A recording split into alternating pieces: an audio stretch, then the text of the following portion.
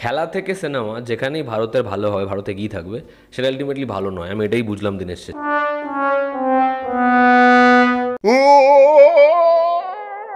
I'm very sure যে বাংলাদেশে যারা শিক্ষিত অডিয়েন্স আছে they won't enjoy this kind of movie. তাহলে ভাই এখানে এসে বানানো হচ্ছে কেন? তাহলে বাংলাদেশেই বানানো।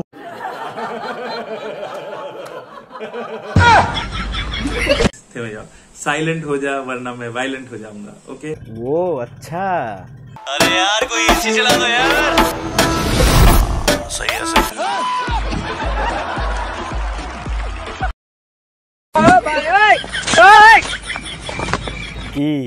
কি ভাবছেন ঝাড়ু কেন আমার হাতে? তাহলে তো আপনাদেরকে পুরো ভিডিওটা দেখতে হবে। দাঁড়ান ঝাড়ুটা রেখে দেই, তারপরে শুরু করি। তোমার কেন জলে রে বন্ধু, তোমার কেন জলে? অন্যের যখন প্রশংসা করো নিজের দেশকে রেখে, তোমার কেন জলে রে বন্ধু, তোমার কেন জলে? আজকে আমি কথা বলবো বাংলাদেশের কিছু আবাল মার্কা ইউটিউবার আছে, কিছু অন্যের দেশে পাঁচাটা গোলাম আছে, তাদেরকে নিয়ে আজকে আমি এই ভিডিওটা করতেছি। নিজের দেশকে রেখে যখন অন্যের দেশের প্রশংসা করে তখন তো এরকমটাই হওয়ারই কথা ছিল। আমরা এমন এক জাতি, আমরা এমন এক বাঙালি যে সব সময় নিজের গুণগুলোকে মাটি চাপা দিয়ে রেখে দেই এবং অন্যের গুণগুলো নিয়ে খুব সমালোচনা করি, আলোচনায় রেখে দেই। এখন কেন ভাই, এখন কেন তোমাদের জ্বলতেছে? যখন তোমরা নিজের দেশে থেকে নিজের খেয়ে নিজের পরে বাংলাদেশের দর্শকরা তোমাদের ভিডিও দেখে, তোমরা নিজের দেশের সিনেমাকে, নিজের দেশকে রিপ্রেজেন্ট না করে যখন অন্যর দেশের সিনেমা নিয়ে খুব জোর গলায় কথা বলো, তখন কি তোমাদের একবারও বিবেকে বাঁধে না? মানে তোমরা বুঝছো কীরকম যেন পরগাছা মানুষ।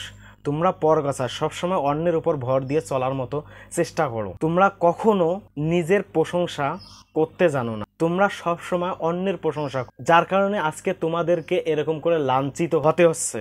আজকে দেখেন কলকাতায় কোনো ধরনের সিনেমার ইন্ডাস্ট্রি নাই বললেই চলে, তারপরও ওদের ইউটিউবাররা কীরকম করে ওদের দেশকে, ওদের দেশের সিনেমাকে, ওদের দেশের হিরোকে কীরকম করে হাইলাইট করতেছে। আর তোমরা নিজেদের দেশে পড়ে থেকে নিজেদের দর্শক তোমাদের ভিডিও দেখে আর অন্যের দেশে তোমরা আলোচনা করো, অন্যের দেশের নায়কদের প্রশংসায় মাতো, যার কারণে আজকে তোমাদেরকে এই লাঞ্ছিত হতে হচ্ছে। তোমরা যতদিন মানুষের অন্যের পা চাটবা ততদিন তোমাদেরকে এরকম করে লাঞ্ছিত হতেই হবে, প্রতিটা পদেই পদে। মানে তোমরা এত পণ্ডিত হয়ে গেছো, এত হাই পণ্ডিত হয়ে গেছো, নিজের কোনো গুণ নাই, অন্যের নিয়ে আলোচনা কর। আর তোমরাই বাংলা সিনেমাকে কি ডুবানোর জন্য তোমরাই একমাত্র অস্ত্র। তোদের কারণে আজকে বাংলা সিনেমার এই অবস্থা। বাংলা সিনেমার যা দর্শক যা আছে, অন্য কান্ট্রিতে এরকম কোনো দর্শক নাই সিনেমা প্রেমী, কিন্তু তোমাদের কারণে বাংলা সিনেমা থেকে মুখ ফিরিয়ে নিয়েছে দর্শকরা। সাধারণ মানুষরা হলে যাইতেই লজ্জাবোধ মনে করে, একমাত্র তোদের কারণে। তুই আগে দেখ তোর শিকড় কোথায়, তোর অস্তিত্ব কোথায়, তোর জন্মস্থান কোথায়, তুই সেটাকে আগে রিপ্রেজেন্ট কর। তুই অন্যের নিয়ে আলোচনা করবি, ওদেরকে হাইলাইট করবি, নিজের দেশকে ছোট করে, নিজের দেশের নায়ককে ছোট করে কথা বলবি। তো এখন তোদেরকে তো এগুলো ফলাফল শুনতেই হবে। আমরা সাকিবিয়ান, আমাদের কোনো বিন্দু মাত্র সমস্যা হচ্ছে না। কলকাতার মানুষরা কমার্শিয়াল সিনেমা কি এটাই জানে না, কমার্শিয়াল সিনেমা কাকে বলে এটাই ওরা জানে না। ওদের দেশে বলিউড হলিউডের সিনেমা এসে মার্কেট করে নিয়ে যাচ্ছে, ওরা টেরেই পাচ্ছে না। ওরা কি বুঝবে যে কমার্শিয়াল সিনেমাটা কি?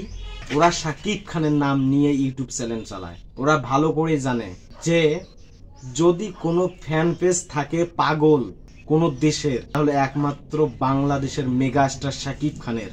আমরা বাঙালিরা এমন এক জাতিরে ভাই, আমরা আমাদের ইগো হাইলাইট করার জন্য, নিজের ইমেজ তৈরি করার জন্য অন্যের নিয়ে আলোচনা করি, অন্যের ফ্যান হয়ে যাই, অন্যকে হাইলাইট করে তুলি, যার কারণে আমাদের আজকে এই অবস্থা। আমরা পদে পদে লাঞ্ছিত আরো হব যতদিন না আমরা নিজেদের দেশকে ভালোবাসবো, নিজের সিনেমাকে ভালোবাসবো, নিজেদের দেশের নায়ককে ভালোবাসবো। আমি কলকাতার কোনো টিউটোবার চিনি না, তাদের নিয়ে আমি কথাও বলতে চাই না। মেধা শূন্য আছে, তাই তাদেরকে নিয়ে কথা বলার আমার কোনো রাইট নেই। আমি আজকে কথা বলতে চাই বাংলাদেশের কিছু কুলাঙ্গার সন্তানদেরকে নিয়ে, কুলাঙ্গার ইউটিউবারদেরকে নিয়ে, এই কিছু আবাল মার্কা ইউটিউবাররা আছে, এরা নিজেদেরকে যে কি ভাবে রে ভাই, আমি এটা জিনিসে জানি না। তোদের সমস্যা কি রে ভাই? তোদের সমস্যা কি? তোর ইমেজ তোর কাছে ধরে রাখ, মানুষের দিয়ে নিজের ইমেজ বাড়ানোর চেষ্টা করিস না। শাকিব খানের মতন কলকাতাত এরকম কোন স্টার আছে দেখাইতে পারবি তুই? শাকিব খানের ভান্ডারে কতগুলা ব্যবসা সফল সিনেমা আছে, তোর কোনো ধারণা আছে? আরে দেবজিৎ, এরা তো নিজের প্রতিষ্ঠান থেকে সিনেমা করতেছে, নিজের প্রযোজনা প্রতিষ্ঠান থেকে সিনেমা করতেছে, এদেরকে কোনো প্রযোজক কিনেই না। কলকাতার সকল ইউটিউবারদেরকে যারা কন্টেন্ট ক্রিয়েট করে, না সরি, কন্টেন্ট ক্রিয়েট না, ওদেরকে বলা হয় কন্ট্রোভার্সি যারা করে, ওদেরকে আমি একটা চ্যালেঞ্জ দেই, শাকিব খান যে তুফান সিনেমাটা মার্কেট করবে আগামী 5 বছরে, কলকাতার দেব থেকে শুরু করে যত সুপারস্টার আছে, চ্যালেঞ্জ থাকলো কালেকশন করে দেখাইতে। ওদের কলকাতা বাইরের দেশ থেকে করা লাগবে না, আমরা জানি বাইরের দেশে ওদের কিরকম দর্শক, ওদের সিনেমার চাহিদা কিরকম, এটা আমরা ভালো করেই জানি।